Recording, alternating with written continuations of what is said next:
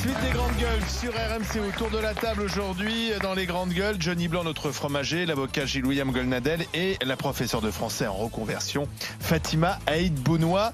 Dans un instant, dans le monde de Macron, on va parler du magot de Raymond Barre. Oui, Raymond Barre, l'apôtre de la rigueur, planquait de l'argent en Suisse. Bah oui, c'est le canard enchaîné qui nous apprend tout ça. Bah oui, vraiment. Alors, moi je pensais que Raymond Barre était au-dessus de tout soupçon. Bah non, comme les autres, il a croqué. Eh bien, on en parlera tout à l'heure dans le monde de Macron. Pour l'heure, nous sommes sur ces notes, ces copies du bac qui sont retenues en otage par des professeurs grévistes. Jean-Michel Blanquer n'est pas content, il l'a dit ce matin d'ailleurs sur RMC.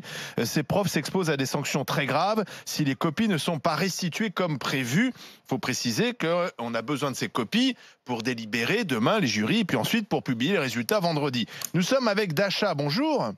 Bonjour. Vous êtes prof d'anglais, c'est ça? C'est ça. Prof d'anglais en Seine-Saint-Denis, et vous faites partie de ces profs frondeurs. Vous avez donc des copies à la maison, vous ne voulez pas les rendre? Exactement. Nous ne sommes pas des preneurs d'otages, nous sommes des lanceurs d'alerte. Il faut savoir que depuis que ces lois sont discutées, proposées et maintenant votées, ça fait plus d'1 an et demi qu'on est dans la rue, qu'on fait des AG, qu'on fait des rencontres avec les parents, qu'on essaie de dire ce qui se passe. On a eu des interdictions, il y a eu des recteurs qui ont envoyé des mails pour interdire les réunions, pour dire que surtout il ne faut pas que les profs puissent parler aux parents parce qu'ils savent que cette réforme c'est de la merde. Et là, les médias, on n'a pas forcément été hyper reçus. Et là maintenant qu'on est des vilains garçons et des vilaines filles, maintenant on nous écoute. Là maintenant, depuis le 1er juillet, on a des appels de la presse partout. Je suis pas d'accord, on n'est pas des preneurs d'otages, on est des lanceurs d'alerte. Attendez, simplement, je voudrais savoir, les copies que vous avez, c'est des copies d'anglais. Oui. Il y en a combien? Alors, ça dépend des correcteurs. Moi, par exemple, et des correctrices, j'en ai... Combien? Combien? Personnellement, moi, j'en ai une centaine. Une centaine? Ah, quand même. D'accord. Oui. Et donc, si ces copies, vous les gardez, vous devez les restituer quand? Aujourd'hui, demain? Alors, théoriquement, demain. D'accord. Sauf que non, en fait. Et donc, vous allez les garder? Voilà. Donc, ça veut dire qu'il y a des mômes qui n'auront pas leurs résultats vendredi? Voilà. Mais quand vous dites ça fait... sur Parcoursup, les résultats d'affectation sont déjà tombés. Oui, mais il faut quand même avoir le bac. Parcoursup, c'est une chose, mais il faut derrière quand même avoir le bac. Évidemment, mais il existe ce qu'on appelle une collante. C'est un papier qu'on va donner aux élèves pour dire que voilà, sous réserve de bac, y seront pris les universités. On peut donner aux élèves un petit papier qu'ils peuvent prendre pour aller s'inscrire, et ça fera la transition. Mais ça en fait, vous déjà, embêtez plus l'élève que pardon. Blanquer avec cette histoire. Comment? Vous embêtez plus l'élève que Jean-Michel Blanquer. Ah mais pas du tout, figurez-vous, parce qu'en fait, l'élève est déjà embêté, parce que l'élève a déjà des conditions géniales et on se bat pour ça. Mais là, mais l'élève, il n'est pas concerné par la réforme Blanquer, puisqu'il passe son bac cette année. Vous parlez d'une réforme qui va s'appliquer dans 2-3 ans.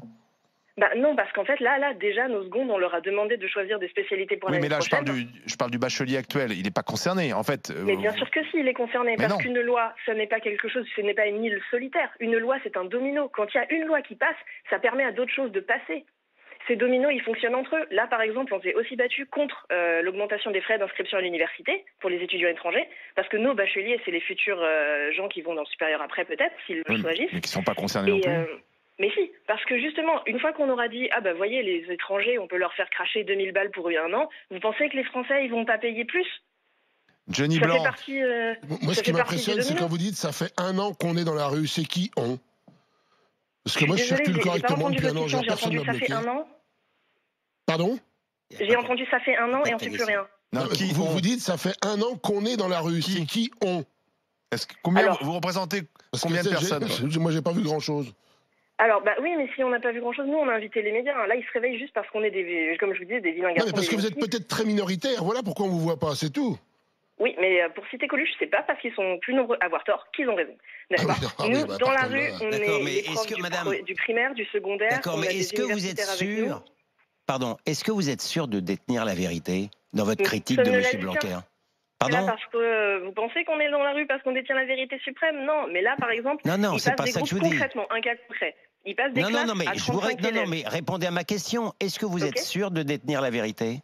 Bah bien sûr que non, mais personne n'est sûr de alors détenir dès la l'instant où vérité. vous êtes sûr, dès l'instant où vous n'êtes pas sûr de détenir la vérité, expliquez-moi pour quelles raisons vous pénalisez les élèves. Et question subsidiaire, est-ce que vous trouvez que c'est un bon exemple vis-à-vis des jeunes de s'affranchir de la règle? De l'arrêt? De la règle. Est-ce que vous pensez que c'est un bon exemple pour les jeunes de s'affranchir de la règle? Mais bien sûr, parce que les jeunes, ils savent très bien que, ou s'ils ne le savent pas, ils l'apprennent, que la règle n'est pas toujours juste. Ouais. La règle, là, c'est bizarre que la règle favorise toujours les mêmes. Et nous, on veut que l'école, elle joue son rôle. Oui, mais on veut. Pardon, madame, mais vous n'êtes pas l'expression de la majorité. Non, mais ça, c'est de la politique pure et simple. C'est quoi, on veut? Ça veut dire quoi, on veut?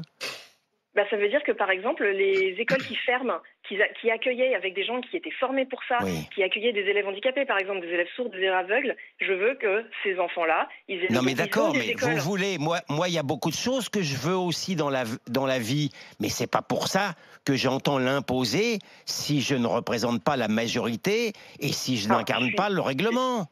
Je veux dire, c'est quoi de vouloir imposer l'expression de son désir? Bah, là, pour l'instant, c'est une belle... C'est un bon sujet de philo. En fait. Mais oui, c'est intéressant. Oui, mais à condition de rendre la copie. Bah non, justement, parce que là, vous voyez, si on en parle aujourd'hui, si vous m'écoutez aujourd'hui pendant 4 minutes, c'est justement parce que j'ai choisi de garder ces copies. Oui, mais finalement, on ne parle pas tellement du fond de la réforme, on parle plus de votre méthode. Et c'est vrai que votre méthode, elle n'est pas très populaire, parce que si on se met à la place d'un élève qui attend les résultats de son bac, c'est quand même assez stressant. Si on se met à la place des parents, bon, les parents, je pense qu'ils disent, bah non, quand même, ça serait bien qu'on ait les notes vendredi, pour qu'ensuite on parte tranquille en vacances. Voilà. Et si on se met à la place de Blanquer, il sait qu'il a l'opinion publique pour lui là-dessus. Blanquer, c'est pour ça que ce matin, il dit, on va vous sanctionner, qui à mon avis, vous ne serez pas sanctionné. C'est complètement faux, c'est du bluff. Mais revenons-en aux parents, je suis contente que vous en parliez. Là, il y a une pétition de parents qui tourne sur mes opinions qui s'appelle « Lettre d'amour au professeur ». En 24, 48 heures, on a eu de 7000 signatures d'un coup de parents qui disent « Bon, évidemment qu'on a envie d'avoir les résultats du bac, mais on comprend et on s'y tient ». 7000. Ouais. Fatima. Oui, alors, comment dire? Parce que vous avez commencé en disant les médias. C'est vrai qu'il y a un problème, avec les médias pour parler d'une cause ou pour parler d'une difficulté. On l'a dit à plusieurs reprises et pas simplement sur l'éducation. Je t'interromps parce que moi, je supporte pas les médias, comme on dit les profs. Je pense que tous les profs font la même chose et tous les médias ne font pas la même chose. La réforme du bac, on en a parlé ici, du grand oral, du fait qu'il fallait réduire, etc. C'est des sujets qu'on a traités. On n'a pas attendu la rétention de copies pour en parler. Voilà, je ferme la parenthèse. C'est vrai que le système médiatique aime bien la transgression. Il parle davantage de la transgression que du train qui arrive à l'heure. Oui, on peut s'interroger sur ça. Le problème, c'est que là, effectivement, vous avez dit, on nous écoute. Mais regardez, là, vous avez pu évoquer brièvement les choses, mais on parle des copies. Est-ce que vous allez les rendre? Est-ce que vous n'allez pas les rendre? Et pourquoi vous les gardez? Est-ce que c'est une bonne méthode? Finalement, l'angle qui va être adopté ne permet pas de mettre en valeur le fond. Vous avez rapidement parlé des dérives, de ce qu'on appelle l'inclusion. Maintenant, on est dans l'école inclusive et effectivement, c'est fait sans moyens. Donc, derrière les belles, l'image... C'est quand même l'un des premiers budgets de l'État, l'éducation nationale. On a des écoles qui vont fermer, des écoles qui étaient spécialisées aussi. Donc, mais malheureusement, on a l'impression que quand les gens seront face aux difficultés, c'est là que tout le monde va se réveiller et ça sera un peu trop tard. Pareil pour les effectifs, vous parlez des classes à 35 élèves. Oui, mais le problème, c'est que là, pour moi, c'est aussi une guerre de l'opinion publique. Et là, ça ne fonctionne pas. Les gens ne vont pas entendre, vont se dire les profs... ils font grève et puis c'est pas une méthode, c'est pas un exemple et c'est tout. Après, je suis peut-être pessimiste et ça peut peut-être fonctionner. D'achat. Oui.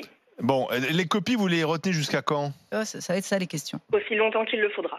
D'accord. Donc vous lâchez pas. Merci D'achat en tout cas d'avoir répondu à nos questions et d'avoir expliqué pourquoi vous étiez dans ce combat aujourd'hui. Merci D'achat. Oui, Johnny. Responsable, pur et simple. Tu vois par exemple, un exemple très simple. Hier après-midi, j'ai reçu un petit jeune qui vient de passer son bac pour le prendre en BTS en alternance. Tant qu'il n'a pas son résultat de bac, moi j'ai 3 ou 4 candidats. S'il y en a qui ne l'a pas, il ne participera pas au tirage au sort. Tu prendras celui qui l'a, oui. Évidemment, il faut bien que je m'engage. Mais l'irresponsabilité, elle est n'importe quoi. L'irresponsabilité, je vous assure qu'elle transcende très largement cette histoire minuscule.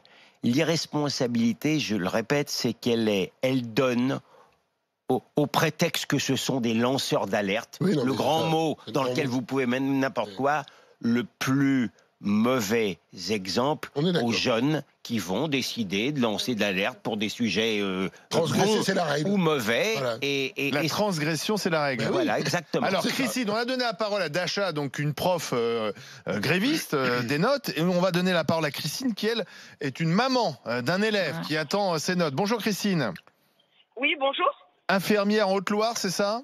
C'est ça, oui. Alors, c'est votre fils qui a passé le bac, qui attend les résultats? C'est ça, mon fils a passé le bac, il attend les résultats. Mais moi, au-delà des copies qu'on veut conserver, qu'on veut pas donner aux élèves, j'ai une question que moi je me pose, c'est que mon fils, par exemple, la dernière épreuve qu'il a passée, sur une copie, sur un énoncé, il y avait 3 erreurs. 3 erreurs. Donc on sait même pas comment ils vont être corrigés, parce que les énoncés étaient erronés. Donc quand on parle de rendre des copies, j'aimerais juste qu'on nous explique comment on va corriger. Quand vous avez des profs qui quand même... Ah oui, alors si les énoncés sont dans déjà les- truffés d'erreurs, ça va être compliqué. Non mais perturbant. Bordeaux dans les Pays de la Loire. Mon fils fait un bac pro TP, il s'est retrouvé avec un schéma et une échelle fence. Vous savez quoi? Je veux dire, cette histoire, ça plaide pour qu'on réforme ce foutu bac. Il y a je sais plus combien de sujets, 2900 sujets. C'est une machine qui coûte une fortune, que finalement tous les mômes ont, parce que quand on arrive en terminale, a priori, on a son bac, et que c'est pas ça l'enjeu.